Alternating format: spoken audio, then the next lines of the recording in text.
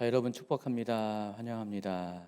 우리가 당분간은 온라인으로 예배를 드리는 상황이 됐습니다.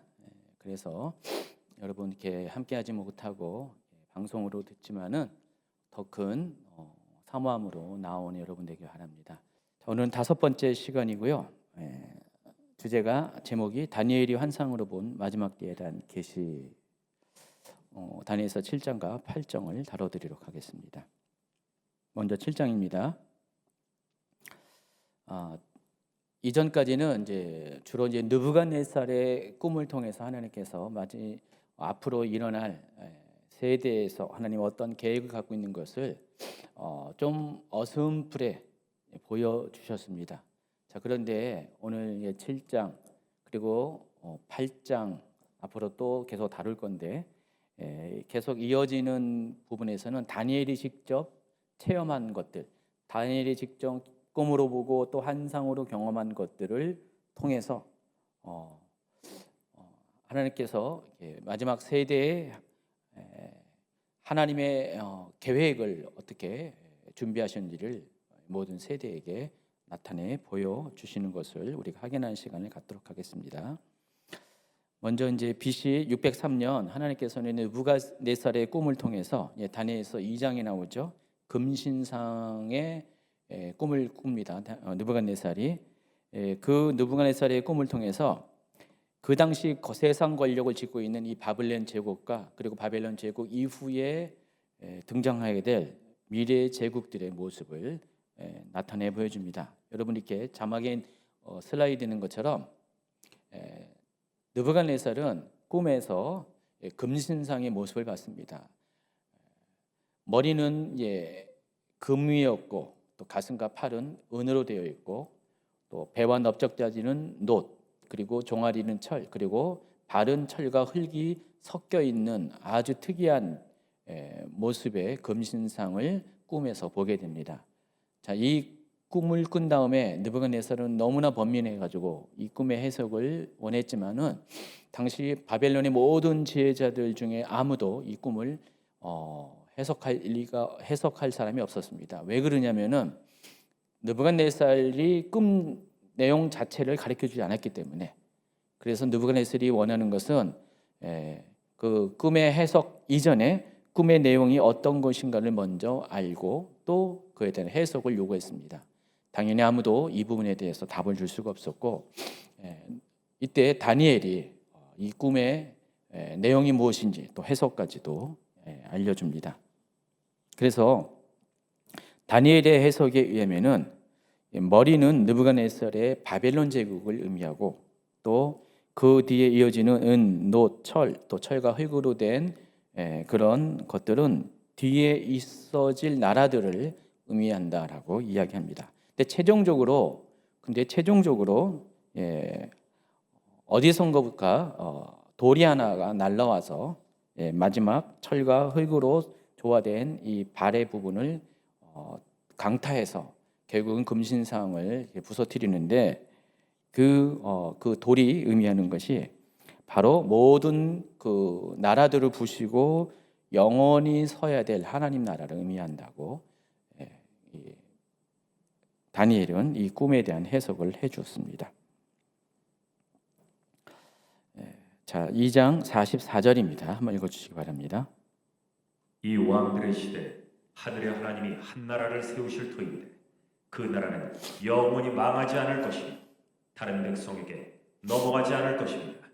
그 나라가 도리어 다른 모든 나라를 쳐서 멸망시키고 영원히 설 것입니다. 자, 이 꿈을 느부갓네살이 BC 603년에 꿨다고 그랬죠. 그로부터 약 50년 후인 BC 553년 이제 바벨론의 마지막 왕인 벨사살 왕이 그러니까 느부갓네살의 외손자입니다. 벨사살 왕이 왕으로 이때는 이제 공동으로 통치하는 섭정왕으로 세워지는 그 원년에 이제는 다니엘이 직접 꿈을 꾸게 됩니다. 하나님께서는 다니엘의 꿈을 통해서 50년 전에 느부갓네살이 꾼 꿈의 내용을 더 구체하고 명확하게 더 확장시켜서 가르쳐 줍니다. 그래서 다니엘 7장에는요, 다니엘이 꿈에서 본 환상에 관한 이야기가 기록이 되어 있습니다. 7장 1절입니다. 바벨론 벨사살 왕 원년에 다니엘이 그의 침상에서 꿈을 꾸며 머릿속으로 환상을 받고 그 꿈을 기록하며 그 일의 대략을 진술하니라.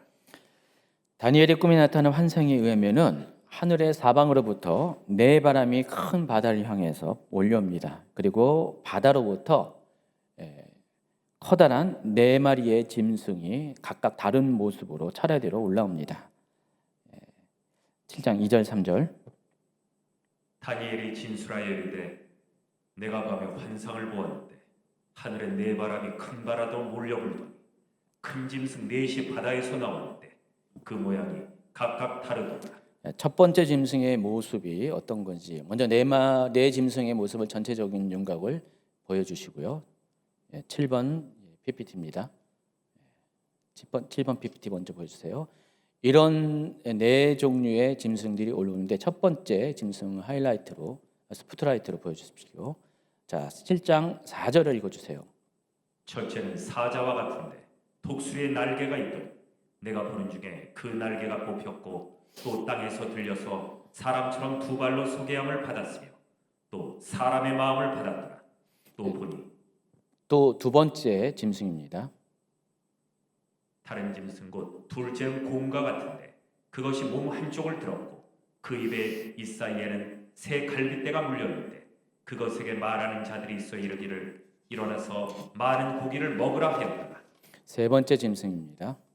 그 후에 내가 또 본즉 다른 짐승 곧 표범과 같은 것이 있는데 그 등 뒤에는 새 날개 넷이 있고 그 짐승에게 또 머리 넷이 있으며 권세를 받았더라.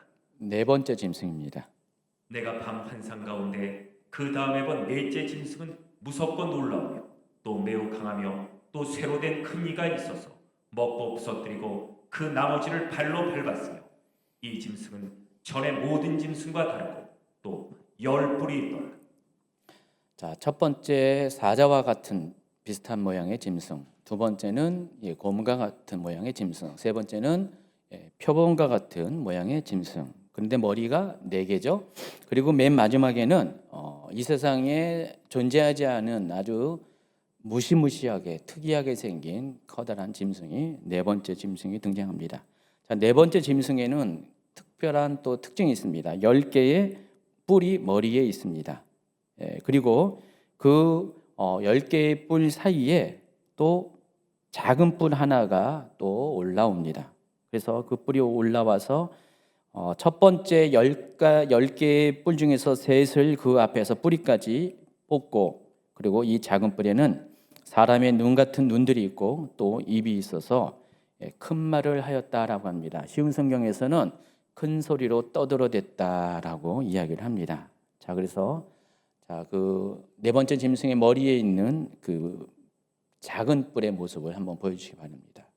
자, 이렇게 작은 뿔이 올라와서 사람의 입 모양도 있고 눈 모양도 있어가지고 큰 소리로 떠들어대는 장면이 보입니다. 지금까지가 다니엘이 본 네 짐승과 작은 뿔에 대한 환상입니다.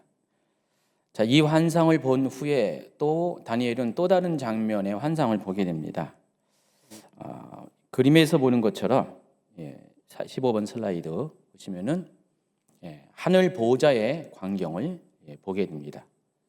여기 보면은 하늘 보좌에 왕자가 놓이고 옛적부터 항상 계시니 곧 하나님을 이야기하는데 그 하나님이 좌정에 계십니다. 그의 옷은 희기가 눈 같고 그의 머리털은 깨끗한 양의 털 같고 그의 보좌는 불꽃이요 그의 바퀴는 타오르는 불이며 불이 강처럼 흘러 그의 앞에서 나오며 그를 섬기는 자는 천천히요 그 앞에 모셔선 자는 만만이며 심판을 베푸는 책들이 펴놓았다라고 표현되어 있습니다. 자, 이 그림에서 보이는 것처럼 하나님의 보좌가 보이고 그 하나님의 보좌가 어떤 모습으로 불타는 모습으로 있죠. 그리고 그 앞에 중요한 것은 심판을 베푸는 책들이 놓여져 있는 것을 보게 됩니다. 자, 그런데 이와 비슷한 장면이 계시록에도 이렇게 나타나 있습니다. 계시록을 한번 읽어주세요. 내가 곧 성령에 감동되었더니 보라 하늘의 보좌를 베풀었고 그 보좌 위에 앉으신 이가 있는데 앉으신 이의 모양이 벽옥과 홍보석 같고 또 무지개가 있어 보좌에 둘렸는데 그 모양이 녹보석 같더라. 또 보좌에 둘려 24 보좌들이 있고 그 보좌들 위에 24 장로들이 흰옷을 입고 머리에 금관을 쓰고 앉았더라. 또 내가 크고 흰 보좌와 그 위에 앉으신 이를 보니 땅과 하늘이 그 앞에서 피하여 간데 없더라. 또 내가 보니 죽은 자들이 큰 자나 작은 자나 그 보좌 앞에 서 있는데 책들이 펴 있고 또 다른 책이 펴졌으니 곧 생명책이라. 죽은 자들이 자기 행위를 따라 책들에 기록된 대로 심판을 받으니 특히 20장에 있는 내용들을 이게 잘 묘사된 것이 이 그림입니다. 그래서 앞에 다니엘서 7장에 있는 하늘 보좌의 광경과 또 계시록에 있는 이 하늘 보좌의 광경이 굉장히 유사점을 갖고 있다는 것, 같은 맥락의 이야기를 하고 있다는 것을 여러분이 확인할 수가 있습니다. 이처럼 세상 제국의 시대가 지나고 영원한 하나님 나라가 돌아야 될 때 그 최종 끝은 하나님께서 심판의 주로 나타나셔서 악한 자들을 자기의 행위대로 심판하실 것이라는 것이 다니엘서가 말하고 또 다니엘이 본 환상의 그런 중요한 핵심적인 내용입니다. 바로 그때 또 다니엘은 또 장면이 바뀌어서 네 번째 짐승이 죽임을 당하고 그의 시체가 타오르는 불에 던져지는 것과 또 남은 짐승들은 권세를 빼앗긴 상태에서 생명만 유지한 채 정한 시기가 이르기를 기다리게 되는 것을 보게 됩니다. 11, 12절.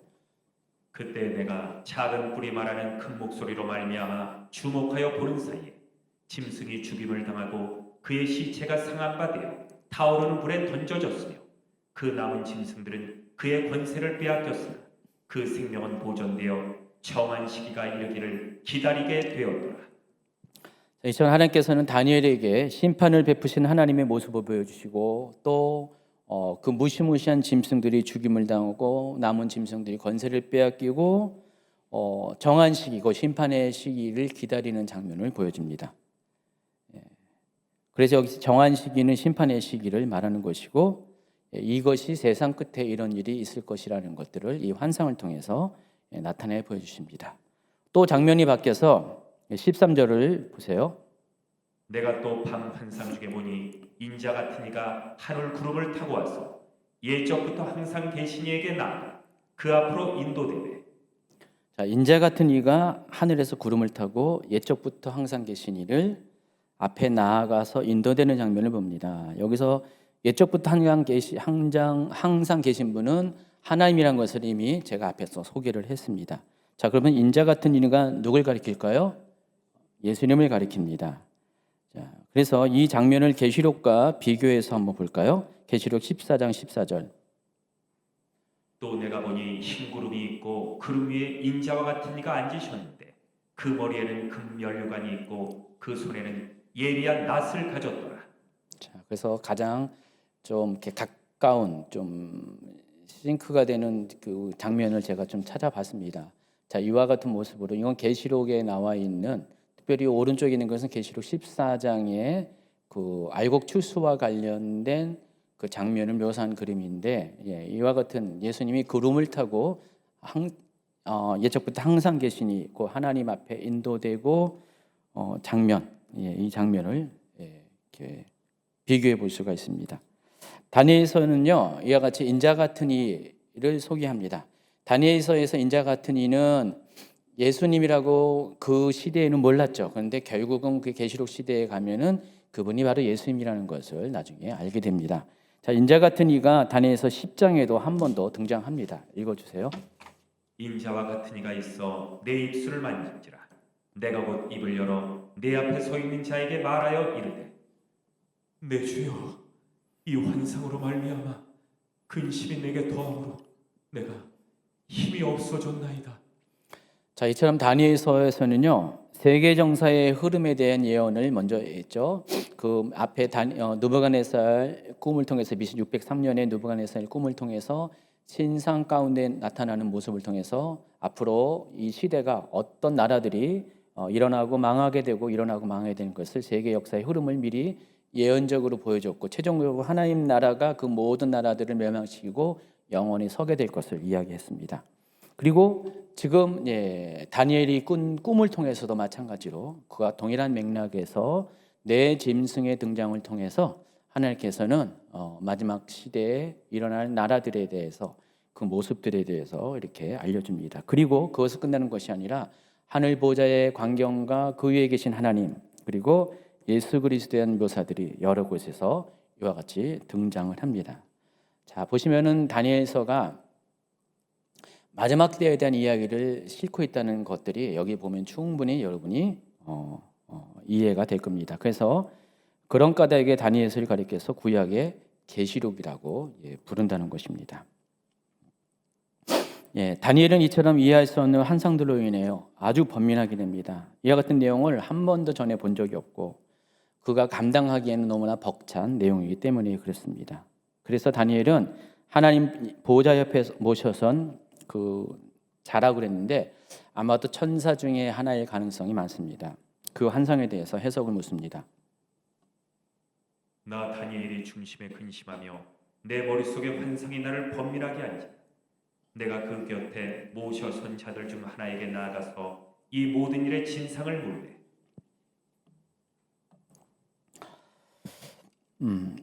16절에 보니까 그가 내게 말하여 그 일의 해석을 알려주며 이르되 계시록에도 이와 비슷한 장면이 등장합니다. 계시록 5장 1절부터 4절 내가 보매 보좌에 앉으신 이의 오른손에 두루마기가 있으니 안팎으로 썼고 7인으로 봉하였더라. 또 보매 힘 있는 천사가 큰 음성으로 외치기를 누가 그 두루마리를 펴며 그 일을 떼기에 합당하냐 하나 하늘 위에나 땅 위에나 땅 아래에 능히 그 두루마리를 펴거나 보거나 할 자가 없더라. 그 두루마리를 펴거나 보거나 하기에 합당한 자가 보이지 아니하며 내가 크게 울었더니 그때 보좌 옆에 장로 중 한 사람으로부터 그분이 바로 그리스도라는 답을 듣는 장면이 나옵니다. 5절입니다. 장로 중에 한 사람이 내게 말하되 울지 말라. 유다 지파의 사자 다윗의 뿌리가 이겼으니 그 두루마리와 그 7인을 떼시리라 하더라. 그래서 다니엘에게 환상의 해석을 알려준 이가 아마도 계시록 5장에 나와 있는 장로 중에 하나의 가능성이 높습니다. 그리고 그 하늘 보좌의 장로들 중에 한 명은 그 짐승들을 가리켜서 세상에 일어날 내 왕이라고 소개를 합니다. 17절. 그 내 큰 짐승은 세상에 일어날 내 왕이라. 자, 그런데 이것은 다니엘 2장에서 느부갓네살이 꿈에서 본 심상의 내용과 아주 비슷합니다. 그래서 느부갓네살의 꿈에는 시대별로 먼저 4개의 제국들이 등장하고 4개의 제국 뒤에는 이렇게 새와 진흙이 섞인 것과 같은 서로 이질적인 나라들이 등장합니다. 2장 37절부터 계속해서 읽어주시기 바랍니다. 왕이요 왕은 여러 왕들 중에 왕이시라. 하늘의 하나님이 나라와 권세와 능력과 영광을 왕에게 주셨고 사람들과 들짐승과 궁중의 새들 어느 곳에 있는 것을 막론하고 그것들을 왕의 손에 넘기사 다 다스리게 하셨으니 왕은 곧 그 금머리입니다. 왕을 뒤이어 왕보다 못한 나라가 일어날 것이요 셋째로 또 녹 같은 나라가 일어나서 온 세계를 다스릴 것이며 넷째 나라는 강하기가 쇠가 트리니 쇠는 모든 물건을 부서뜨리고 이기는 것이라. 쇠가 모든 것을 부수는 것 같이 그 나라가 문나라를 부서뜨리며 지을 것이며 왕께서 그 팔과 발가락이 얼마는 토기장이의 진흙이요 얼마는 쇠인 것을 보셨으니 그 나라가 나누일 것이며 왕께서 쇠와 진흙이 섞인 것을 보셨은즉 그 나라가 쇠 같은 든든함이 있을 것이라. 그 발가락이 얼마는 쇠요 얼마는 진흙인지 그 나라가 얼마는 든든하고 얼마는 부서질 만한 것이며 왕께서 쇠와 진흙이 섞인 것을 보셨은즉 그들이 다른 민족과 서로 섞일 것이라. 그들이 피차에 합하지 아니하니 쇠와 진흙이 합하지 않은 것 같으리이다. 자, 그렇지만 이 지극히 높으신 이의 성도들이 하나님의 나라를 얻을 것이고 그 나라는 영원할 것이라고 18절에 이야기합니다. 지극히 높으신 이의 성도들이 나라를 얻으리니 그 누림이 영원하고 영원하리라. 그래서 여기서 지극히 높으신 이는 하나님을 가리키고 그의 성도는 궁극적으로 그리스도를 통해서 하나님 나라의 백성이 된 신약의 성도들을 가리킵니다. 그래서 이 부분 역시 다니엘 2장과 같은 맥락이라는 것입니다. 2장 44, 45절. 이 여러 왕들의 시대에 하늘의 하나님이 한 나라를 세우시니 이것은 영원히 망하지도 아니할 것이요 그 국권이 다른 백성에게로 돌아가지도 아니할 것이요 도리어 이 모든 나라를 쳐서 멸망시키고 영원히 설 것이다. 손대지 아니한 돌이 산에서 나와서 쇠와 녹과 진흙과 은가금을 부서뜨린 것을 왕께서 보신 것은 크신 하나님의 장래일을 왕께 알게 하신 것이다. 이 꿈은 참되고 이 해석은 확실하니이다. 자, 이와 같은 내용들을 쭉 보면은 앞으로 일어날 이렇게 이후의 세대들에 대한 제국에 대한 그런 하나님의 계획을 다니엘은 미리 봅니다. 자, 다니엘이 살던 시대는 BC 6세기예요. 6세기인데 다니엘은 그 이후에 계속해서 일어날 각 세기마다 일어날 제국들을 보고 최종적으로는 지금 우리가 살고 있는 지금 이 세대, 그러니까 다니엘부터 따진다면 벌써 2600년 정도 돼 있죠. 이 시대까지 일어날 마지막 때 일까지도 미리 보게 된다는 것입니다. 그래서 예수 그리스도의 초림은 물론이고 이 그리스도의 재림 때의 일까지 예언적인 환상으로 미리 보게 된다는 것입니다. 하나님께서는 이 다니엘을 통해서 이와 같이 오랜 시간 동안 일어난 일들을 다니엘 이후에 일어날 최소한 지금까지 따진다면 2600년 동안에 일어난 일들을 다니엘에게 미리 보여주십니다. 그리고 하나님께서는 반드시 다니엘을 통해서 보여주신 하나님의 계획대로 그대로 이루어 줄 것을 우리에게 알려주십니다. 그래서 하나님은 이렇게 다니엘과 같이 특별히 선택된 자를 통해서 그 같은 계시를 보여주고 또 다니엘뿐만 아니라 그 일어난 특별한 또 선택된 자를 통해서 그것들을 확인시켜주는 작업을 통해서 하나님께서 반드시 이와 같이 마지막 때에 하나님의 세우신 계획들을 이루어 가실 것이라는 것들을 우리에게 알게 해준다는 것입니다. 그래서 이 일에 쓰임받는 다니엘의 존재가 정말 놀랍죠. 다니엘이 꿈에서 본 환상들을 자기는 도저히 감당할 수 없지만은 그것들을 본다는 사실 자체가 대단한 것입니다. 하나님은 아무에게나 이런 것을 보여주지 않습니다. 다니엘과 같이 이것을 받을 수 있도록 준비된 자들에게 온전한 믿음과 순결함으로 준비된 자들에게 보여주고 또 마지막 때가 가까이 갈수록 이 시대에도 또 다니엘과 같이 마지막 때에 대해서 비밀을 알아야 될 사람들이 계속해서 일어나야 된다는 것을 여러분이 아시기 바랍니다. 그래서 우리가 이제 여러분들이 무슨 세대라고 많이 부르잖아요. 그럼 다니엘의 세대는 과연 어떨까요? 우리가 다니엘에 대해서 알고 있는 지혜와 명철이 총명한 그런 다니엘의 특징을 통해서 그런 세대가 일어나야 된다고 우리가 생각을 하고 있지만은 알고 보면은 다니엘 세대는 그 정도가 아니라 마지막 때의 비밀을 알고 그것을 풀어내고 그것을 그 시대 사람들에게 또 이어질 세대에게 경고할 수 있는 그런 수준의 예언적 계시를 볼 수 있는 하나님의 계획을 볼 수 있는 그런 세대가 다니엘의 세대입니다. 여러분 계시록에 보면은 계시록 10장과 11장에 바로 그 두 종이가 같은 사람이 그와 같은 사역을 하고 있습니다. 여러분 앞으로는 하나님께서 반드시 다니엘과 같은 세대를 일으켜 주실 것입니다. 왜냐하면 마지막 때가 가까이 오면 가까울수록 그런 사역들이 더욱더 절실하게 필요하기 때문에 그렇습니다. 이왕이면 여러분이 그런 세대가 되기를 예수님의 이름으로 축원합니다. 다니엘은 넷째 짐승에 대해서 더욱 확실히 알기를 원합니다. 이는 이제 다니엘서 2장의 넷째 나라가 첫째부터 셋째 나라와 비교해서 단순하지 않은 모습으로 비춰지는 것처럼 다니엘서 7장의 이 넷째 짐승 또한 너무도 특이한 모습을 가지고 있기 때문에 그렇다는 것입니다. 자, 2장 40절과 7장 19절을 한번 비교해서 한번 읽어주시기 바랍니다. 넷째 나라는 강아기가 쇠가 트이니 쇠는 모든 물건을 부서뜨리고 이기는 것이라.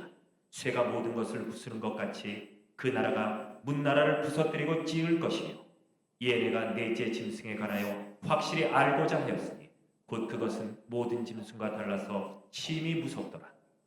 그 이는 쇠요 그 발톱은 노시니 먹고 부서뜨리고 나머지는 발로 밟았으니.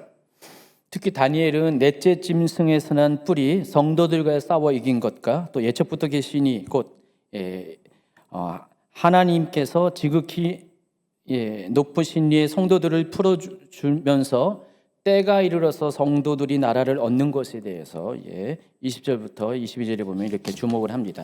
이것 여기도 읽어주세요. 또 그것의 머리에는 10뿔이 있고 그 외에 또 다른 뿔이 나오네. 세 뿔이 그 앞에서 빠졌으며 그 뿔에는 눈도 있고 큰 말을 하는 입도 있고 그 모양이 그의 동류보다 커 보이더라. 내가 본즉 이 뿔이 성도들과 더불어 싸워 그들에게 이겼더니 옛적부터 항상 계신가 봐서 지극히 높으신 이의 성도들을 위하여 원한을 풀어주셨고 때가 이름에 성도들이 나라를 얻었더라. 사실 다니엘이 이 넷째 짐승의 환상에 통해서 정말로 알기를 원하는 이유가 바로 이겁니다. 넷째 이 짐승들의 모습에 대한 두려움보다도 최종적으로 하나님께서 결국에는 성도들을 하여금 승리하게 하실 것, 이 부분에 대해서 이 결론을 알기를 원했기 때문에 그 환상에 대한 해석을 요구했던 것입니다.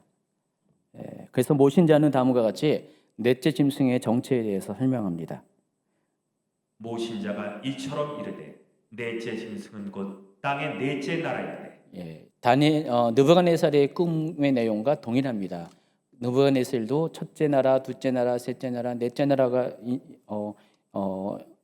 임한다는 것을 설명한 것처럼 다니엘이 꾼 꿈도 마찬가지로 그 짐승들은 각 나라를 의미하고 또 넷째 짐승도 땅의 네 번째 나라라고 이렇게 이야기합니다. 그래서 이 넷째 나라가 결과적으로 역사 가운데 어느 나라로 성취되냐면 바로 로마 제국입니다. 첫 번째, 두 번째, 셋째, 세 번째 짐승들은 표현들이 아주 짧게 지나가고 설명들이 짧게 지나가고 또 단순하게 기록이 되어 있는데 다니엘서 2장의 느부갓네살의 꾼 네 번째 나라도 마찬가지고 이 다니엘서 7장의 다니엘이 꿈에서 본 환상의 네 번째 짐승도 굉장히 그 묘사를 많이 할애해서 하고 또 특이한 모양을 갖고 있기 때문에 앞에 세 나라보다 이 네 번째 나라가 상대적으로 다르다는 것을 우리가 알 수가 있습니다. 그래서 이 넷째 짐승은 곧 넷째 나라는 가장 광범위하게 그 영토를 이렇게 차지한 세상을 정복한 아시아와 아프리카, 유럽의 세계 대륙을 정복한 로마 제국이 될 가능성이 거의 99.9%라는 것을 아시기 바랍니다. 그래서 다니엘서 7장 23절과 다니엘서 2장 40절은 넷째 나라에 대해서 이렇게 묘사를 합니다. 이는 다른 나라들과는 달라서 온 천하를 삼키고 밟아 부서뜨릴 것이고 넷째 나라는 강아기가 쇠가 트이니 쇠는 모든 물건을 부서뜨리고 이기는 것이라. 쇠가 모든 것을 부수는 것 같이 그 나라가 문나라를 부서뜨리고 지을 것이며. 참고로 그래서 첫 번째 나라는 첫 번째 짐승은 바벨론을 가리키고 둘째 나라는 메데 바사 제국 그리고 세 번째 나라는 그리스를 가리킵니다. 그래서 여기 이렇게 그림에 있는 것처럼 이렇게 첫 번째 짐승은 바벨론, 두 번째 메데 페르시아, 세 번째 그리스, 네 번째가 로마 제국을 가리킵니다. 그래서 다니엘서 2장과 7장을 이렇게 비교해서 그림으로 보시면은 이와 같이 설명이 됩니다. 자, 그리고 그 다음 순서로 로마 제국을 토대로, 그러니까 네 번째 짐승을 토대로 열불이 일어나게 됩니다. 근데 7장 24절에 보면은 그 열불은 그 나라에서 일어날 열왕이다라고 소개를 하고 있습니다. 자, 근데 여러분 여기서 이 부분에 대한 해석이 굉장히 주의를 가져야 됩니다. 여러분 아마 이렇게 이 다니엘서 강의를 인터넷에서 검색하면은 이 열왕을 AD 476년 로마 제국이 멸망한 이후에 등장하는 마지막 때까지 등장하는 모든 나라들을 일괄적으로 이렇게 표현한 것이라고 설명을 많이 합니다. 자, 그 말이 틀린 건 아니에요. 로마 제국 이후에 등장한 수많은 나라들을 이렇게 열 왕으로 표현을 합니다. 열불로 소개를 하는데, 그런데 만약에 이 열 왕을 그 로마 제국 이후에 등장할 곧바로 이어질 그런 많은 그런 나라들과 연계해서 이해한다면은 그 열 뿔 뒤에 또 다른 뿔이 하나, 작은 뿔이 또 돋아나는데 그 뿔에 대한 종말론적 해석이 모호하게 된다는 것입니다. 이것이 가장 과거주의적 해석의 가장 큰 약점입니다. 그래서 이와 같은 해석은 계시록도 마찬가지지만은 이 다니엘서를 마지막 때에 대한 이야기보다도 그냥 역사 가운데 진행하는 과거의 이야기로 해석하게 하는 그런 단점이 있다는 것을 아시기 바랍니다. 그래서 이 부분 역시 또 계시록과 교차 비교해서 우리가 이해를 해야 됩니다. 그래야 정확한 해석을 할 수가 있습니다.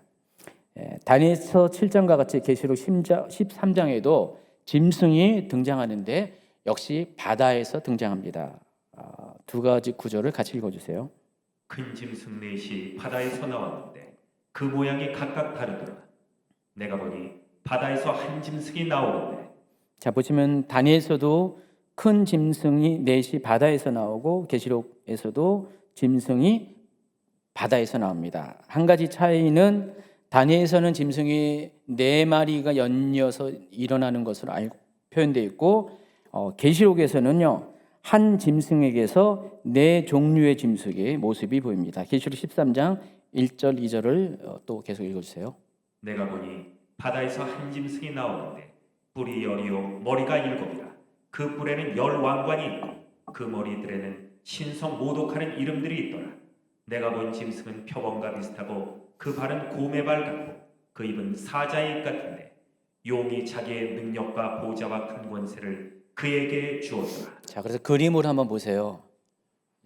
위에 있는 게 계시록 13장의 짐승의 모습이고 또 밑에가 다니엘서 7장의 네 짐승의 모습인데 계시록에서는 한 짐승 안에 네 짐승의 모습이 이렇게 한 번에 이렇게 묘사가 되는데 다니엘서 7장에서는 네 짐승을 각각 분리해서 보게 된다는 것입니다. 자, 이와 같은 일들이 실은 이제 성경에서 비슷한 맥락의 일들이 많이 발견됩니다. 그래서 이 구약의 예언서와 계시록이 동일한 이야기를 주제로 따진다면 동일한 이야기를 해요. 그런데 잘 살펴보면은 그 묘사에 있어서 구약의 예언서들이 계시록의 그 묘사와 약간의 미세한 차이점들을 갖고 있습니다. 가령 이제 하나님 보좌에 대한 묘사들이 계시록의 4장, 5장 쭉 나와 있죠. 자, 그리고 그 하나님 보좌에 대한 묘사들이 이 다니엘서도 오늘 아까 소개했죠. 아까 소개했고 나와 있고요. 그리고 에스겔도 나와 있고 이사야서도 나와 있습니다. 하나님 보좌가 어떤 모습이 있다는 것들을 이렇게 각각의 그 선지서에서 이제 나타내 보여주는데, 그런데 그 조금씩 미세하게 달라요. 그런데 그 내용이 동일하게 계시록에도 있습니다. 그래서 왜 이렇게 틀리냐 하면은 전체적인 윤곽은 똑같은데 같은 이야기를 하는 건데 미세한 차이가 있는 이유가 있다는 것입니다. 그것은 소위 말하는 계시의 점진성이라는 원리 때문에 그래요. 그러니까 하나님은 시간과 공간을 주관하시는 분이잖아요. 알파와 오메가잖아요. 시간의 시작과 마지막을 다 아시는 분입니다. 그래서 하나님은 그 우리가 알기로 가장 오래된 세대부터 또 우리가 아직 경험하지 못할 마지막 시대까지 일어날 모든 것들을 하나님은 이미 다 알고 계시고 그분의 계획 가운데 다 있습니다. 그런데 하나님께서는 그 하나님의 그 알고 있는 계획을 각 세대의 사람들에게 미리미리 알려줍니다. 나타내 보여줍니다. 그런데 과거의 사람에게는 하나님의 계획의 전부를 안 보여주세요. 부분적인 것들을 보여준다는 것입니다. 일부분만을 보여줍니다. 그래서 여러분 고린도전서 13장 12절에 이런 말씀이 있어요. 우리가 지금은 거울로 보는 것 같이 희미하나 그때는 얼굴과 얼굴을 대하여 볼 것이라 그랬습니다. 지금은 내가 부분적으로 하나 그때는 주께서 나를 아신 것 같이 내가 온전히 하리라. 여기서 이 거울은 고대 시대에 사용하는 청동 거울을 가리킵니다. 오늘날 같은 유리 거울이 그때는 없었고 청동 거울인데 이 청동 거울이 여인들이 사용합니다. 근데 청동 거울이 보면은 유리 거울처럼 보는 것처럼 우리의 모습에 거의 100%가 그대로 비치는 것이 아니라 50%도 안 되는 그냥 우리의 윤곽, 형태, 피부에 아주 세밀한 것도 보이는 게 아니라 그냥 어떤 그냥 대략적인 모습을 갖고 있다라는 것 정도만 보입니다. 윤곽만 나타내 보입니다. 그때 당시에 쓰는 거울이에요. 그래서 하나님은 이와 같이 과거에는요 청동 거울을 보는 것처럼 100% 싱크로율 100%의 그 모습을 보여주지 않고 일부의 내용들만 부분적으로 각 그 하나님의 선택받은 선지자들에게 미리 조금씩 보여줍니다. 그러다가 그 모든 것들이 계시록에 이르러서는 계시록 시대에 와서는 아주 유리 거울을 보는 것과 같이 그런 식으로 하나님께서는 나타내 보여주십니다. 전부를 나타내 주십니다. 그렇기 때문에 지금 이 다니엘서 2장 또 7장에 나와 있는 내용들이 결국은 계시록의 내용과 일치되지만은 최종적으로 가장 정확한 것은 계시록의 내용이라고 여러분이 이해를 해야 한다는 것입니다. 자, 다니엘서와 계시록 모두 짐승의 머리에는 동일하게 10개의 뿔이 돋아나 있다고 했습니다. 읽어주세요. 내가 판판상 가운데 그 다음에 본 넷째 짐승은 무섭고 놀라우며 또 매우 강하며 또 쇠로 된 큰 이가 있어서 먹고 부서뜨리고 그 나머지를 발로 밟았으며 이 짐승은 전의 모든 짐승과 다르고 또 10뿔이 있더라. 뿔이 10이요 머리가 7이라. 그 뿔에는 10왕관이 있고 그 머리들에는 신성 모독하는 이름들이 있더라. 그리고 두 성경 모두 이 10뿔이 의미하는 게 10왕이라고 이렇게 소개합니다. 그 10뿔은 그 나라에서 일어날 10왕이요 네가 보던 10뿔은 10왕이니 아직 나라를 얻지 못하였으나 다만 짐승과 더불어 임금처럼 한동안 권세를 받으리라. 제가 인터넷 강의에서 이 10뿔 곧 10왕의 정체에 대해서 어떻게 여러분에게 소개를 했냐면은 앞으로 일어날 그 마지막 그 시기에 세계의 통합 정부가 들어서게 될 건데 세계 단일 정부가 들어설 것인데 그 단일 정부의 수장이 이제 적그리스도가 될 겁니다. 그때에 그때 나라들이 10개의 권역으로 지금에는 우리 전 세계에 한 210여 개의 나라들이 있는데 그 나라들이 10개의 큰 대륙 중심의 나라들로 재편될 가능성이 많다라고 소개를 했습니다. 정확하게 뭔지는 몰라요. 100% 말할 수는 없지만은 여기 그림에서 보는 것처럼 58번 슬라이드 보시면은 이와 같은 형태로 세상의 나라들이 통폐합될 가능성이 많아요. 그것을 10왕, 10뿔로 묘사를 할 가능성이 많이 있습니다. 그리고 이 10뿔 뒤에 정말로 세상이 완전히 하나가 되는 그런 나라가 됩니다. 옛날에는 아직 이런 정보가 없을 때는 이 10뿔을 가리켜서 유럽연합이라고 말하는 분이 많았었어요. 그렇죠? 유럽의 10개의 나라들이 이렇게 서로 연합되는 유럽 통합이 그걸 의미한다라고 했는데 그게 아니라는 것은 지금 이미 역사 가운데 드러났고요. 그건 아니고 유럽연합은 아니고 전 세계가 이와 같이 10개의 권역으로 나눠질 가능성이 있다고 예측을 하고 있는 것입니다. 이게 100% 정확한 건 아니고 그리고 이 단계를 지나서 이 작은 뿔이 10뿔 뒤에 작은 뿔이 드러날 때 그 작은 뿔이 곧 적그리스도거든요. 세계가 단일 정부로 통합이 될 그런 타임 스케줄을 갖고 있을 것 같습니다.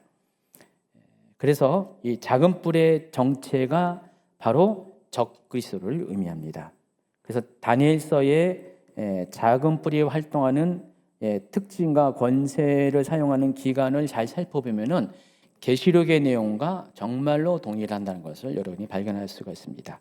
자, 먼저 다니엘 7장의 작은 뿔은 세상 끝에 마지막 왕으로서 그는 지극히 높으시니 곧 하나님을 말로 대적하며 하나님의 성도들을 괴롭혀야 할 것이라고, 또 하나님의 때와 법을 고치게 할 것이고 성도들은 그의 손에 붙임바 되어서 그의 권세 아래에서 한 때와 두 때와 반 때 곧 3년 6개월의 시기를 보내게 될 것이라고 7장 25절에 이렇게 말을 하고 있습니다. 그가 장차 지극히 높으신 이를 말로 대적하며 또 지극히 높으신 이의 성도를 괴롭게 할 것이며 그가 또 때와 법을 고치고자 할 것이며 성도들은 그의 손에 붙임 바 되어 한 때와 두 때와 반 때를 지내리라. 자, 근데 똑같은 그런 기간에 대해서 계시록 13장은 이렇게 언급을 합니다. 13장 5절, 계시록 13장 5절부터 8절까지. 또 짐승이 과장되고 신성 모독하는 말하는 입을 받고 또 42달 동안 일할 권세를 받으니라. 짐승이 입을 벌려 하나님을 향하여 비방하되 그의 이름과 그의 장막 곧 하늘에 사는 자들을 비방하더라.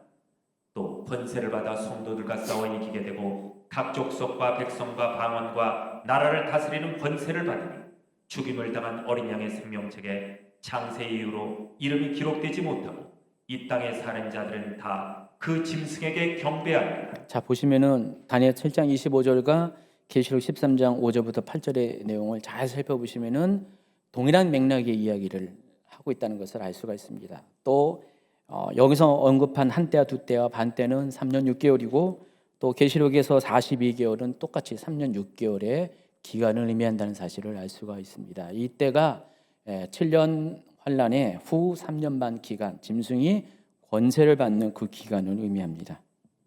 자, 그런데 하나님의 심판이 시작되면은 이 작은 뿔, 곧 적그리스도도 권세를 빼앗기고 완전히 멸망하게 될 것입니다. 26절. 그러나 심판이 시작되면 그는 권세를 빼앗기고 완전히 멸망할 것이요. 그리고 27절에 보면은 그 적그리스도가 멸망하고 나서 지극히 높으신 이의 거룩한 백성들, 곧 마지막 때의 성도들을 가리키죠. 그 성도들이 그 모든 세상의 권세를 차지하게 된다는, 그리고 그 영원한 나라가 도래하게 된다는 것을 이야기를 합니다.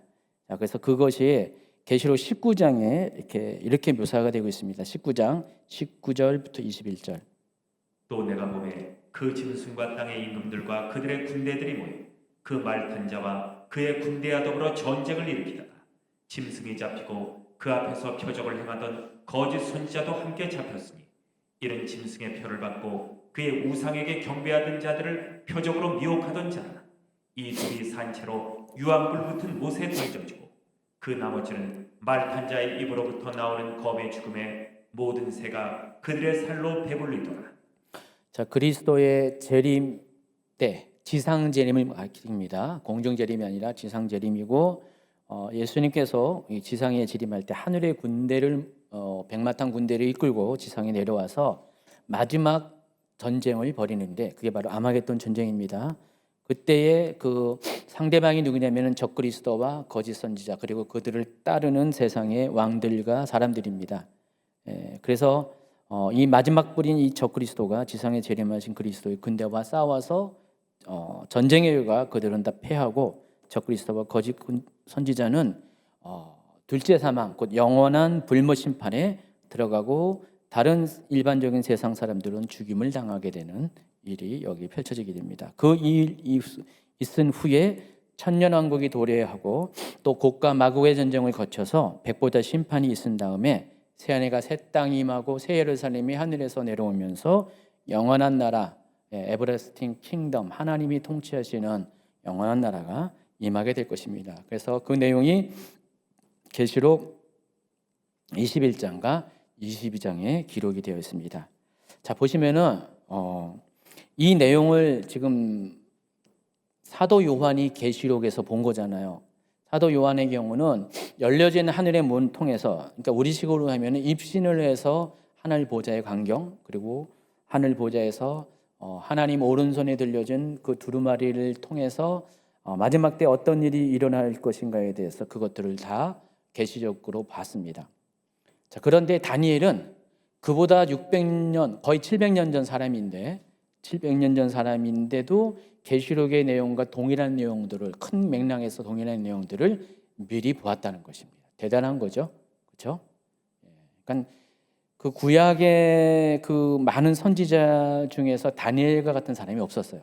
다니엘은 마지막 때를 보는 그런 사람이었어요. 그래서 그 세대가 다니엘의 세대라는 것입니다. 그래서 하나님께서는 다니엘을 통해서 이 다니엘이 본 꿈을 통해서 환상을 통해서 꿈속에 나타나는 환상을 통해서 이와 같이 마지막 때에 하나님의 계획을 이렇게 더 구체적으로 느부갓네살의 꿈이 50년 전에 느부갓네살이 꾼 꿈이 그것에 대해서 시동을 건 것이라면은 다니엘이 꿈을 통해서 50년 후에 꾼 꿈을 통해서 그 내용들이 더 명료화되고 구체화돼서 더 드러나게 됐다는 것을 알 수가 있습니다. 어쨌든 이와 같은 두려운 계시를 접한 다니엘은 얼굴빛이 굳어버립니다. 마음에 큰 번민이 생기게 됩니다. 이것은 사람이 감당할 수 있는 계시가 아니기 때문에 그래요. 많은 분들이 하나님 비밀을 알기를 원하는데 여러분 제가 좀 비밀을 얘기해 줄까요? 여러분 하나님 나라의 비밀을 보면은 여러분이 감당을 못합니다. 하나님이 왜 여러분에게 가르쳐주지 않냐? 여러분 감당 못하기 때문에. 정말 그래요. 이 다니엘조차도 이걸 들을 때 이것을 보면서 너무나 큰 충격을 받아서 자신이 감당할 수가 없는 거기 때문에 굉장히 번민을 했잖아요. 근데 여러분에게 이런 일들을 한번 나타내 보여주세요. 그럼 여러분 감당하겠습니까? 감당 못합니다. 뒤에 8장 후반부에 보면은 다니엘이 또 연속적으로 순양과 순념소에 대한 환상을 보면서 더 큰 충격을 받는 장면이 나오거든요. 여러분 이 마지막 때를 아는 것, 미래를 아는 것은 감당을 못합니다. 그래서 하나님이 그래서 여러분 생각해서 알려주지 않는다는 것을 아시기 바랍니다. 이것은 특별히 하나님이 이런 사명을 준 소수의 사람들에게만 알려준다는 사실을 또한 아시기 바랍니다. 이제 8장으로 넘어갑니다. 제가 이제 아까 시작하고 얼마서부터 도저히 강의를 진행하지 못할 정도로 아팠어요. 속이 계속 막 토할 것 같은 신물이 나온 여기서 제가 영적 전쟁을 벌이고 있네요.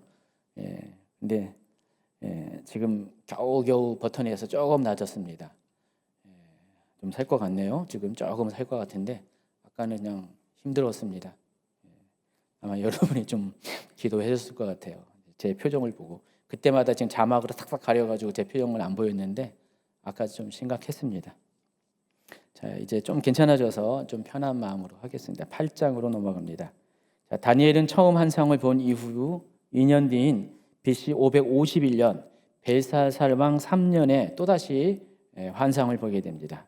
이번에도 역시 마지막 때에 대한 환상입니다.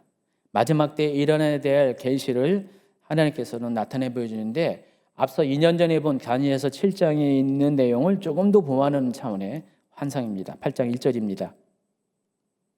나 다니엘에게 처음에 나타난 환상 벨사살 왕 제3년에 다시 한 환상이 나타났다. 내가 환상을 보았는데 내가 그것을 볼 때 내 몸은 엘람 지방 수산성에 있었고 내가 환상을 보기는 을레 강변에서이니라. 자, 을레 강변 그 수산이 어디냐면은 지도에 있는 것처럼 요 지역입니다.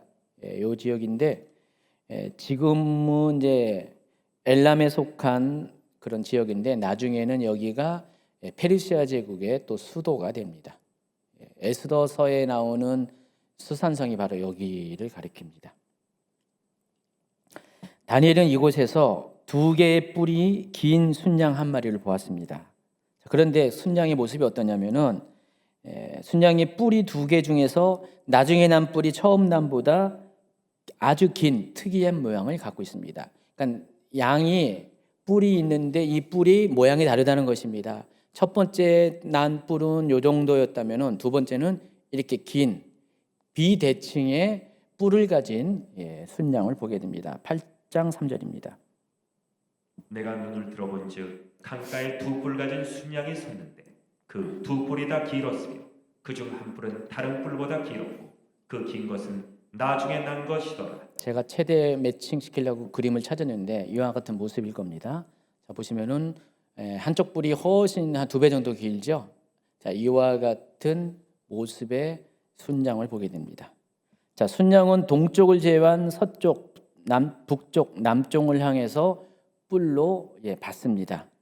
그리고 그 순양을 당해낼 짐승이 하나도 없고 점점점 위세가 강해졌다고 4절엔 이야기합니다.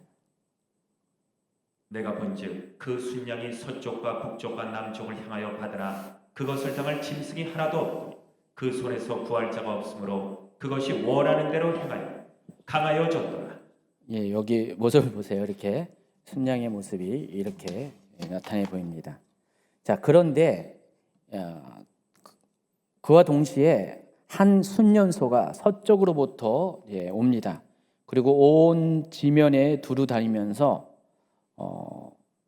두루 다니는데 그 순년소의 모습을 한번 볼까요? 자, 순년소의 모습을 보시면은요, 두 눈 사이에 8장 5절에서는 현저한 뿔이 있다 그랬는데 이것을 다른 번역에 보면 눈에 띄게 큰 뿔이 있다라고 이렇게 표현을 하고 있습니다. 마치 무슨 유니콘도 아닌데 그 순염소의 털이 많은 순염소의 두 눈 사이에 뿔이 이렇게 유니콘 뿔처럼 이렇게 코프소 뿔처럼 쫙 이렇게 튀어나와 있는 것이 보입니다. 자, 근데 이 순염소가 두 뿔 가진 순양에게 달려갑니다. 그리고 그 순양을 쳐서 순양의 뿔을 꺾습니다. 근데 순양은 힘이 없어요.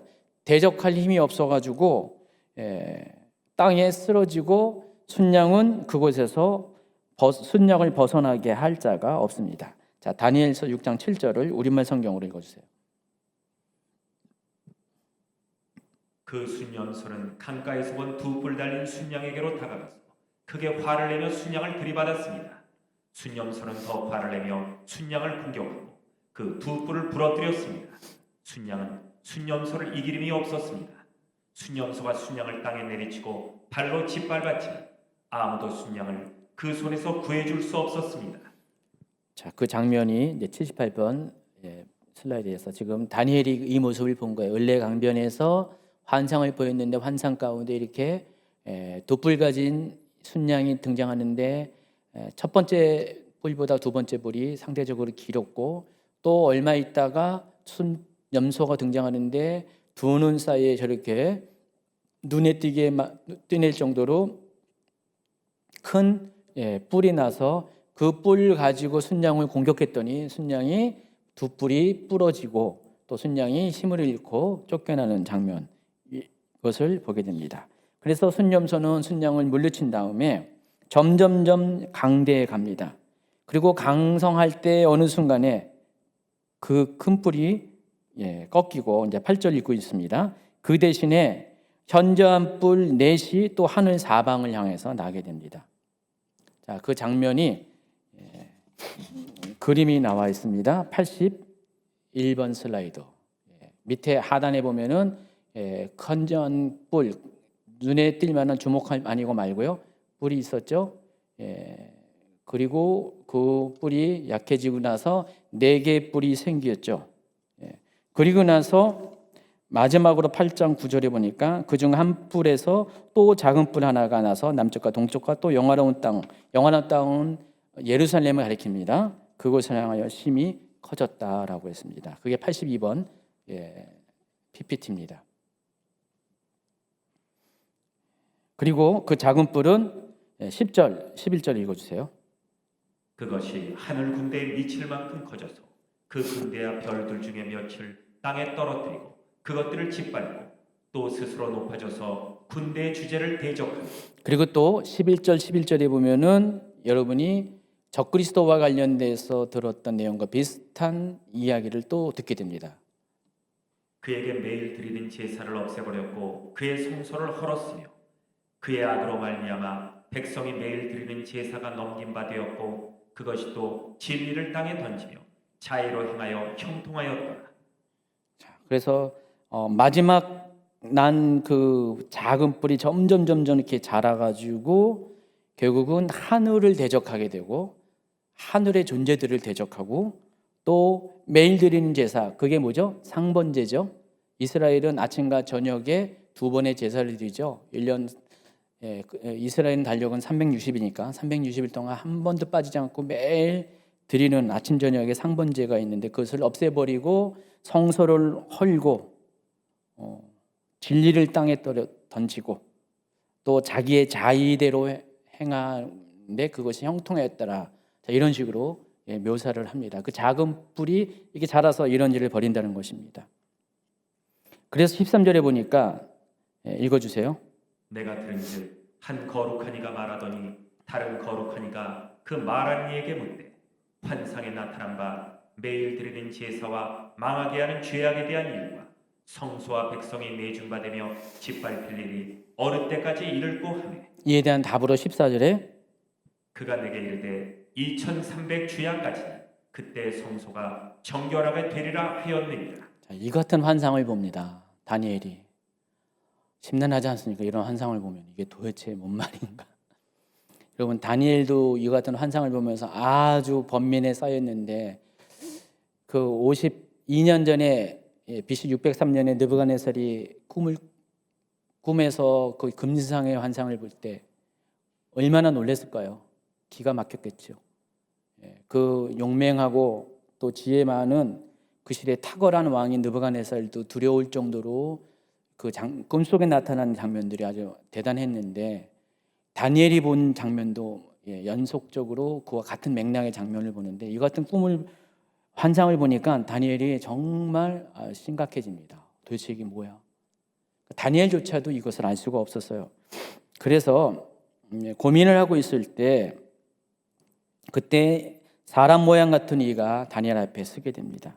그리고 소리가 들리고 그 소리에 의하면은 다니엘 앞에 쓴 사람 모양 같은 이가 누구냐면은 하나님의 메신저 역할을 하는 가브리엘 천사라는 것을 알게 됩니다. 15, 16절.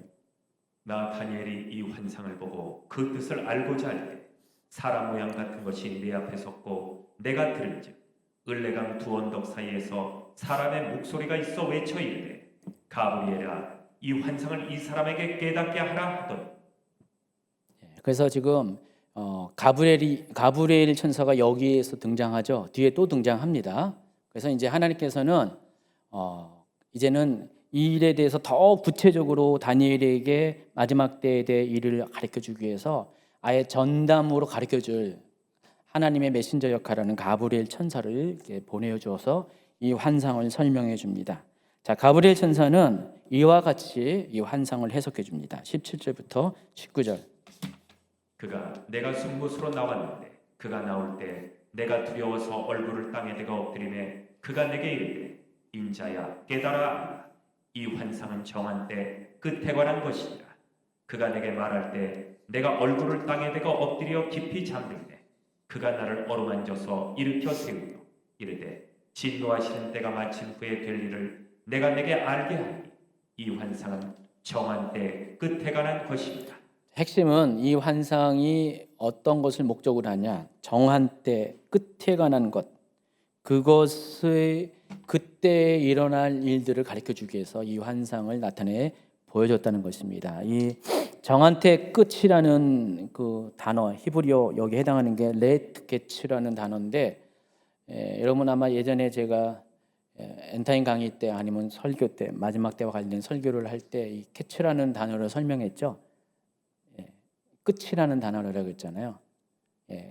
여름이라는 단어가 카이치고 거기서 하나의 요드가 빠지면 캐츠인데 그게 끝이라는 단어라고 설명했죠. 종말을 가리키는 단어입니다. 그러니까 정해진 그 종말. 그러니까 이 세상의 인간 역사가 끝나고 새로운 시대가 시작되는 그 순간을 가리키는 종말론적인 단어가 레트 캐츠라는 단어입니다. 정한 때의 끝. 그때에 대해서 가르쳐주기 위해서 가브리엘 천사가 동원돼서 이 환상에 대한 해석을 해주고 있다는 것입니다.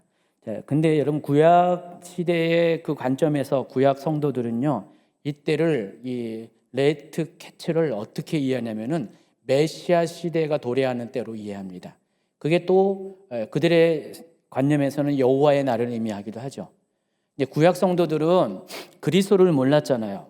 그리고 신약 시대가 어떻게 펼쳐진 것을 전혀 몰랐고, 그들이 알고 있는 우리가 지금 마치 천년왕국과 또 영원한 그 하나님 나라에 대해서 우리가 기대하고 이해하는 것처럼, 그들이 이해하는 것들은 그와 비슷하게 메시아 시대를 기대하고 이해했습니다. 그러니까 거기까지만 알고 있었어요, 구약의 성도들은. 우린 구약의 성도들과 달리 그 메시아 시대가 곧 천년왕국과 새하늘과 새 땅과 새 예루살렘에 도래하는 그때라는 것을 알고 있지만은, 구약 성도들은 거기까지는 몰랐거든요. 그냥 메시아 왕국이라는 수준까지만 알고 있었습니다. 이사야 65장에 나와 있는 그 정도의 수준만 알고 있었어요. 그래서 이 레트 캐츠라는 것은 바로 이 메시아 왕국의 도래가 있을 것이다. 그 메시아 왕국이 임하기 전에 바로 마지막 때에 있을 그 정해진 때가 그 메시아 왕국이거든요. 그 메시아 왕국이 도래하기 직전에 일어날 일이 이런 것이다라는 것으로 지금 가브리엘 천사가 다니엘에게 그 해석을 해주고 있습니다. 자, 그런데 이 정해진 끝때가 다니엘서의 관점에서 보면은 그때가 언제냐면은 바로 제가 설명한 그때가 언제냐. 그러니까 메시아 왕국이 도래하기 직전에 정말 이렇게 세상의 마지막 끝이 오는 그때가 언제냐. 여호와 날의 그 종점이 어디냐면은 셀루커스 왕조의 안티오쿠스 에피파네스 4세가 유대인들을 박해하는 때가 와요. 그때가 BC 이제 175년에서 164년 사이의 일인데, 이때를 그 정해진 끝날로 유대인들은 이해를 합니다.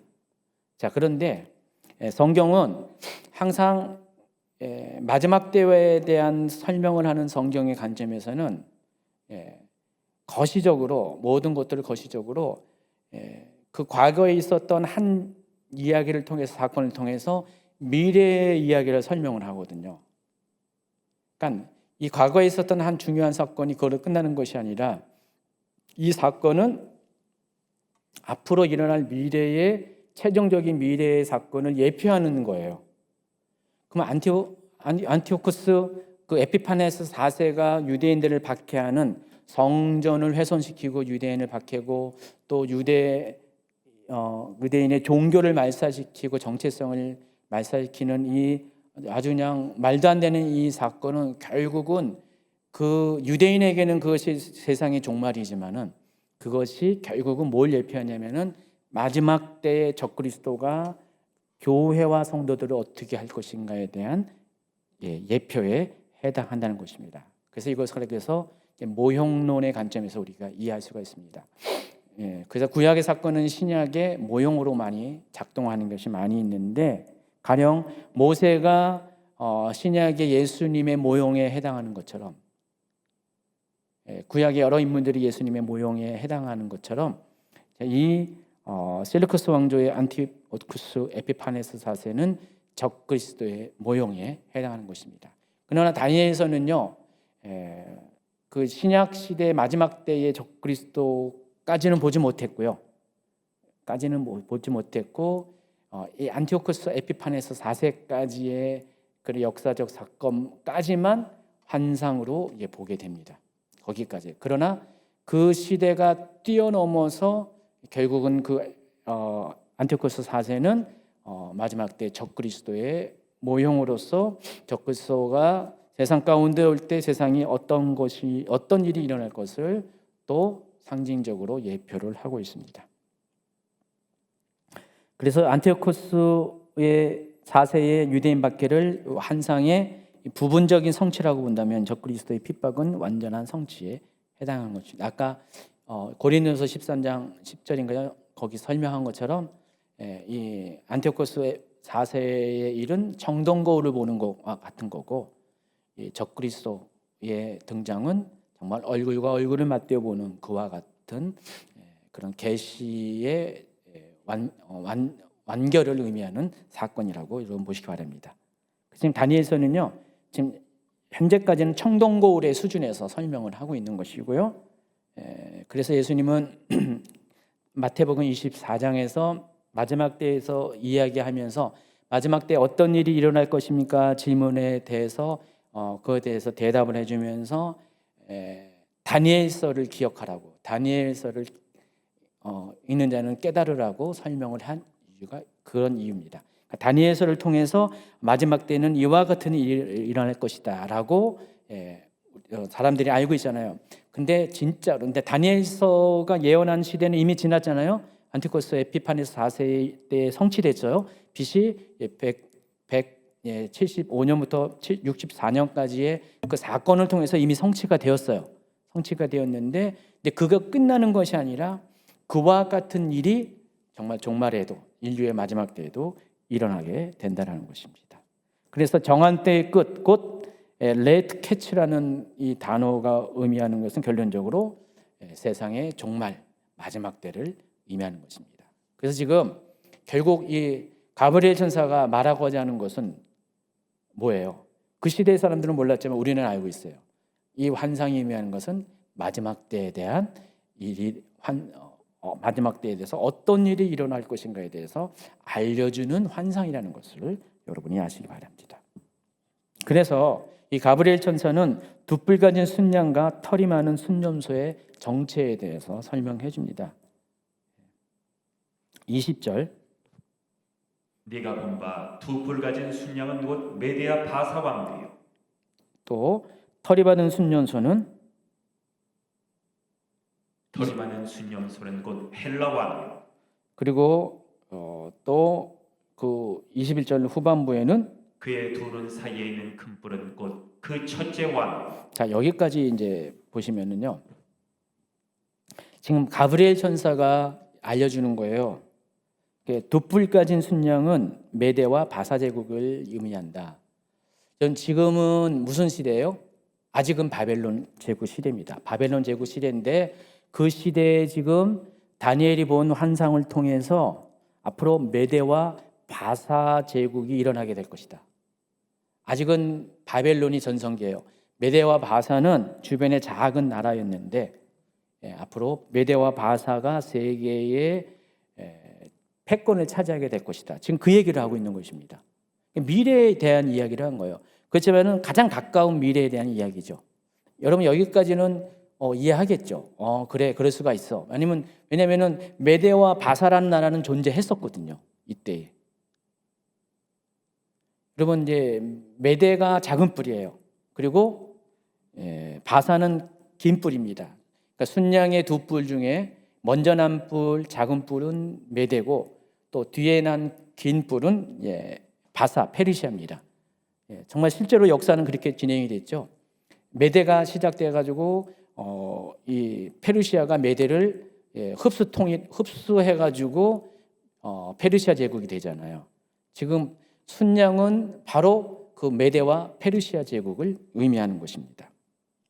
그리고 나서 등장한 순념소, 이 순양을 뿔을 부러뜨리고 순양을 밀어쳐가지고 순양을 시대를 끝내게 만든 이 순념소가 의미하는 게 헬라어라는 겁니다. 그리스 제국이라는 것입니다. 자, 이 그리스 제국은 200년 후의 일이에요. 그러니까 다니엘이 본 환상보다 200년 뒤에 일어날 역사입니다. 이걸 지금 본 거예요. 이것을 지금 가브리엘 천사가 설명을 하고 있습니다. 그리고 그 그리스 제국의 털이 반 순년소의 두 눈 사이에 있는 큰 뿔은 첫째 왕인데 그가 누구를 의미하냐면은 알렉산더 대왕을 의미하는 것입니다. 여러분 그리스 제국은 마케도니아 왕국에서 시작되는데 마케도니아 왕국은 알렉산더의 아버지는 필립 왕입니다. 근데 거기는 하나의 지역 왕에 불과했는데 알렉산더가 아버지의 왕위를 이렇게 이어받은 후에 그리스 제국으로 돼버려요. 그래서 아시아와 유럽과 아시아와 아프리카를 정복을 하죠. 그리고 22절에 보니까 이 뿔이 꺾였다 그랬어요. 그 대신에 네 뿔이 났다 그랬습니다. 근데 그 나라 가운데 네 나라가 일어났다라는 것으로 이야기합니다. 그렇지만은 앞에 그 긴 뿔보다는 못하다 설명합니다. 실제적으로 이 네 뿔이 의미하는 게 뭐냐면은 알렉산더 이후에 알렉산더가 그 일찍 죽었어요. 젊은 나이에 323년에 요절했습니다. 32, 33 정도의 나이에 일찌감치 요절을 했어요. 바벨론에서 죽습니다. 근데 바벨론이 아니라 저쪽 인도인가 어딘가 그때 가서 원정길에 죽습니다. 그런데 이때만 해도 그 알렉산더는 후계자를 키우지 못했어요. 알렉산더의 아들은 아직 아기에 불과했습니다. 그래서 이때 알렉산더를 따르던 오랫동안의 원정에 벌써 10몇 년 동안의 원정을 쭉 나갔잖아요. 동참했던 그 장군들이 그 광대한 땅을 서로가 자기들이 차지를 하게 됩니다. 처음에는 7개의 나라가 존재했다가 조금 시간이 지난 다음에 정리가 되면서 4개의 나라로 재편이 됩니다. 그 나라가 셀루커스 왕조와 프톨레미 왕조, 또 리시마커스 왕조, 카산더 왕조. 여러분 지도에 보는 것처럼 95번 PPT 보면은 이와 같은 95번이요. 95번. 나라들 원래는 7개의 나라가 처음에는 그렇게 존재했다가 시간이 지나면서 100년, 200년 점점 시간이 지나면서 다 정리되고 이렇게 4개의 나라만 남습니다.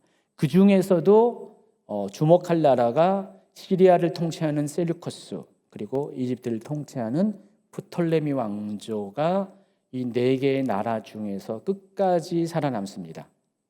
로마 제국이 세계를 패권을 차지할 전까지 이 2개의 왕조가 살아남게 됩니다. 그리고 이 2개의 왕조는 또 이스라엘과 관련돼서 굉장히 영향을 끼치는 중요한 나라입니다. 그리고 이 2개의 왕조를 다니엘서 11장에는 북방왕과 남방왕으로 소개를 합니다. 그래서 북방왕은 셀루쿠스 왕조를 말하고 남방왕은 프톨레미 왕조를 말합니다. 그래서 이 네 뿔은 바로 이 4개의 나라를 의미한다는 것이에요. 알렉산더 왕보다는 못하죠, 당연히. 그렇죠? 그 정도의 수준은 아니죠. 이처럼 다니엘은요, 보세요.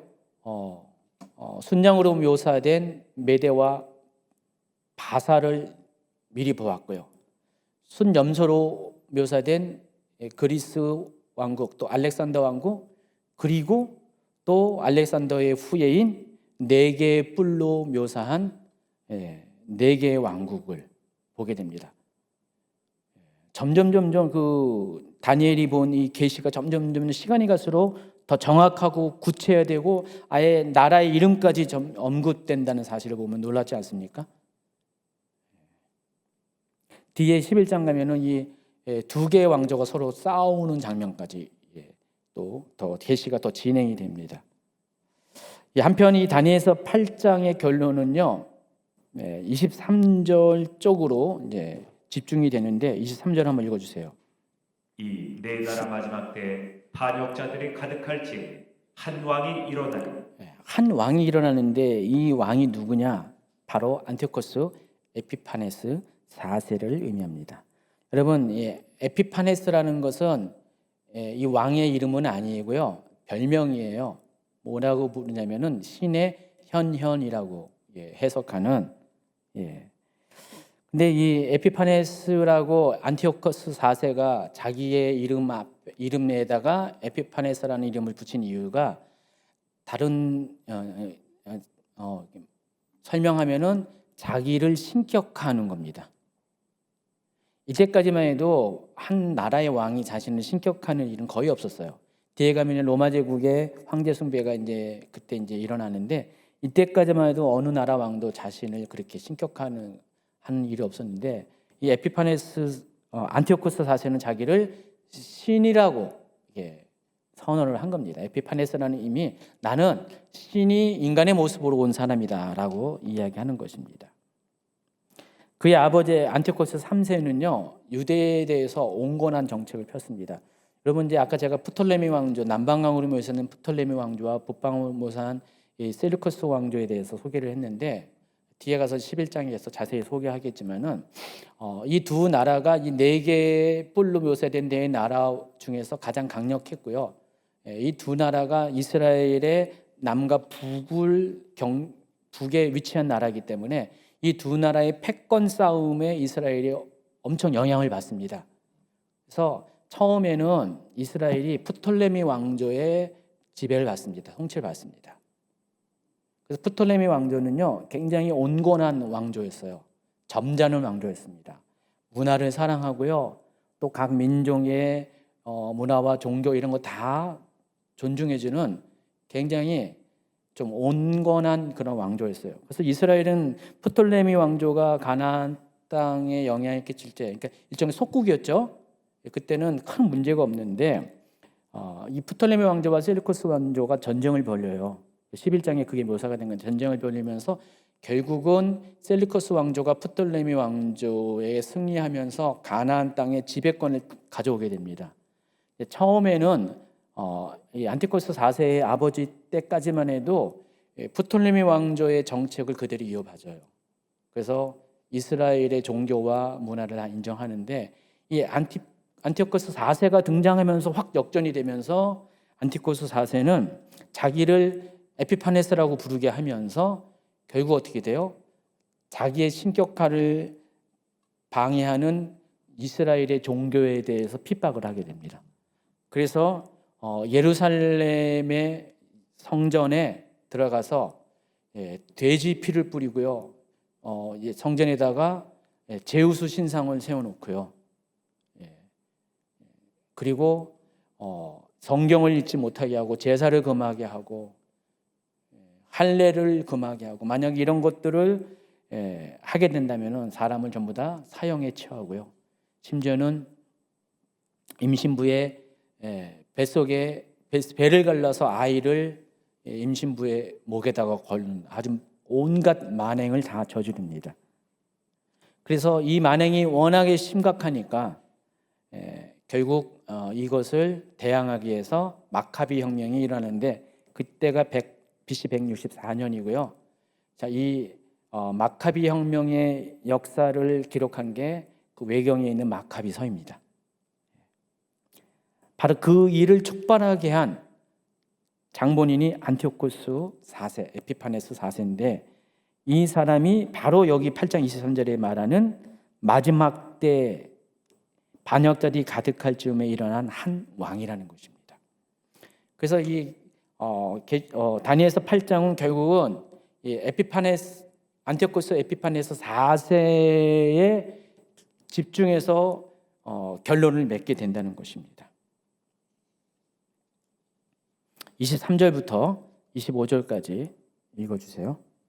이 네 나라 마지막 때 반역자들이 가득할 즈음에 한 왕이 일어나니 그 얼굴은 뻔뻔하며 속임수에 능하며 그 권세가 강할 것이나 자기의 힘으로 말미암은 것이 아니며 그가 장차 놀랍게 파괴 행위를 하고 자의로 행하여 형통하며 강한 자들과 거룩한 백성을 멸하리라. 그가 꾀를 베풀어 제 손으로 속임수를 행하고 마음에 스스로 근치하며 또 평화로운 때에 많은 무리를 멸하며 또 스스로 서서 만왕의 왕을 대적할 것이라. 그가 사람의 손으로 말미암지 아니하고 깨지리라. 무려 400년 뒤에 일어날 일들을 지금 환상을 통해서 지금 미리 본 겁니다. 이런 일이 있을 것이다. 다니엘서에서는요, 여기 말고도 7장 이미 읽어드린 설명드린 7장, 그리고 다음번에 할 9장에서도 동일한 이야기를 합니다. 같은 내용의 이야기를 해요. 읽어주세요. 그 열불은 그 나라에서 일어날 열하며 그 외에 또 하나가 일어나리니 그는 먼저 있던 자들과 다르고 또 새 왕을 복종시킬 것이며 그가 장차 지극히 높으신 이를 말로 대적하며 또 지극히 높으신 이의 성도를 괴롭게 할 것이며 그가 또 떼아복을 붙이고자 할 것이며 성도들은 그의 손에 붙임받아 한 때와 두 때와 반 때를 지내리라. 그러나 심판이 시작되면 그는 권세를 빼앗기고 완전히 멸망할 것이요 그가 장차 많은 사람들과 더불어 한 이레 동안의 언약을 굳게 맺고 그가 그 이레의 절반에 제사와 예물을 금지할 것이며 또 포악하여 가증한 것이 날개를 의지하여 설 것이며 또 이미 정한 종말까지 진노가 황폐하게 하는 자에게 쏟아주리라 하였느니라 하니라. 결국 이 8장에 나와 있는 이 마지막 일어나는 한 왕이 결국은 안티오코스 4세라는 것, 적그리스도의 예표인 안티그리스도의 4세라는 것이 명확하게 드러나게 된다는 것입니다. 한편 이 13절부터 14절에 보면은요, 이런 일이 일어났을 때 언제까지 이런 일이 일어나겠습니까? 라고 질문을 하잖아요. 그때 뭐라 그랬어요? 그가 내게 이르되 2300주야까지 그런 일이 있을 것이다. 그때 비로소 성소가 정결하게 될 것이다 라고 이야기하잖아요. 그래서 이 2300주야가 의미하는 게 과연 뭐냐라는 겁니다. 자, 그런데 2300주야를 우리가 해석함에 있어서 여러분이 좀 조심해야 될 것이, 이것을 인류의 마지막 때와 관련돼서 해석하면 안 돼요. 그러면은 아주 감이 안 잡혀요. 도대체 이 2300주야가 뭘 의미하는지가 답이 안 나와요. 그러면 엉뚱한 해석을 할 수밖에 없게 되거든요. 근데 여러분, 이것을 해석하기 위해서는 하나의 키가 있어요. 이 문맥을 보면은, 같은 구절에 보면은 그때가 성소가 정결하게 되는 때다 그랬습니다. 그러면은 2300주야 기간 동안에는 이 안티오코스 4세의 만행에 의해서 성전에 매일 드리는 제사가 끊어지고 때와 법이 그러니까 이스라엘의 종교적인 법이 다 이렇게 중지가 된다는 것입니다. 성전이 훼손되는 이런 일이 2300주야 동안 있을 것이라고 이야기하는 겁니다. 그럼 2300주야가 지난 다음에 다시 성소가 정결하게 되고 예배가 다시 회복되는 일이 생길 것이다. 그 얘기하는 거예요. 그럼 이것은 지금 안티오코스 4세의 때에 한정시켜서 2300주야를 해석을 해야 한다는 것입니다. 그래서 가장 많이 보편적으로 받아들이는 해석이 이겁니다. 2300주야를 2301로 보는 게 아니라 주야라고 했죠. 이 주야가 뭐냐, 낮과 밤이죠.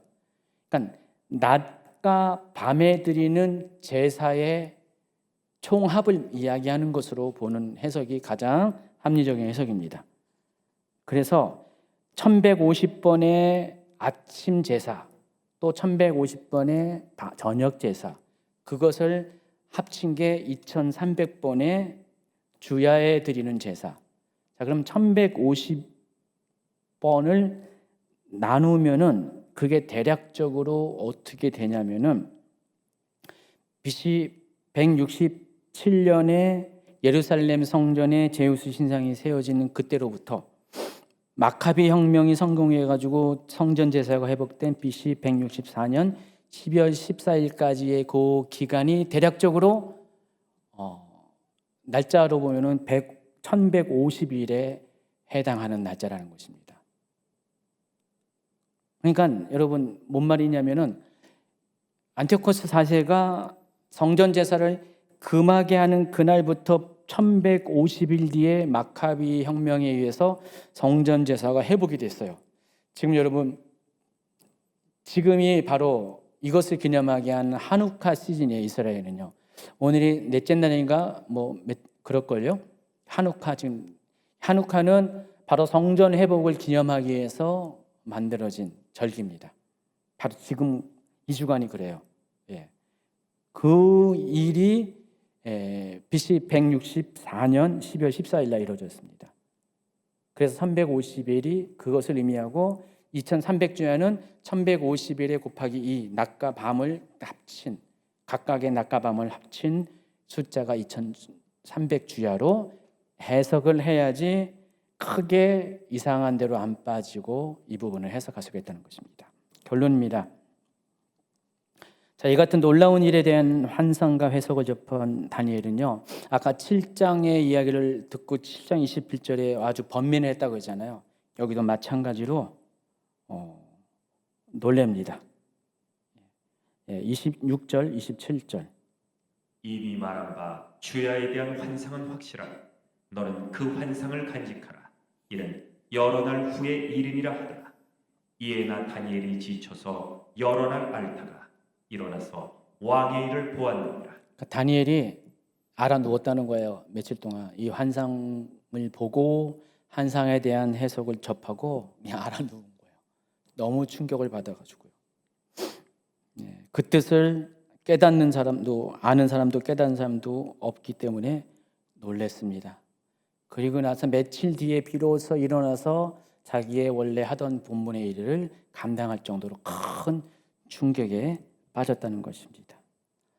이처럼 하나님은요, 아까 제가 설명한 것처럼 이 다니엘과 같은 그런 사람, 그러니까 다니엘의 세대와 같은 역할을 하는 사람을 통해서 과거에도 그렇고 지금도 그렇고 앞으로도 정말 마지막 때가 점점 가까이 올수록 하나님께서 하시는 일들을 나타내 보여주십니다.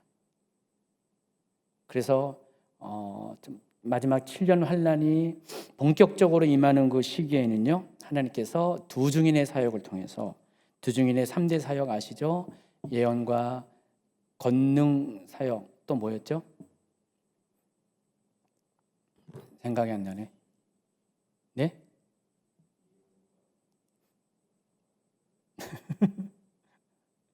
저도 지금 생각이 안 나요. 제가 지금 약간 컨디션이 정신이 없습니다. 그와 같은 이 사역을 통해서 하나님은 마지막이 이를 때까지 하나님의 하시고자 있는 것들을 사람들에게 나타내 보여주시고 경고하게 하시고 준비하게 하신다는 것입니다. 그래서 오늘날도 그와 같은 하나님의 계획을 미리 계시받고 사람들에게 알려줄 이 선견자적 사역을 하는 사람이 필요하고 앞으로 가면 갈수록 때가 악할수록 그런 사역을 하는 사람들이 하나님이 세워져 주실 것입니다. 오늘 이 다니엘서 보시면 어때요? 구약의 계시록이라고 부르는 이유가 충분히 여러분 이해하시겠죠? 다니엘서는 구약의 신약의 계시록과 같은 동일한 내용들을 이미 600년 거의 700년 전에 이 이야기들을 환상을 통해서 꿈을 통해서 나타내 보였습니다. 하나님은 과거에도 그렇다면 다니엘 같은 사람을 세웠다면 지금도 그 같은 사람을 세워서 또 앞으로는 시간이 갈수록 더 명확한 계시를 가지고 설명해 줄 사람을 세워서 하나님이 하시는 일을 나타내 보여줄 것입니다. 모쪼록 여러분이 그런 세대가 되기를 예수님을 축원합니다.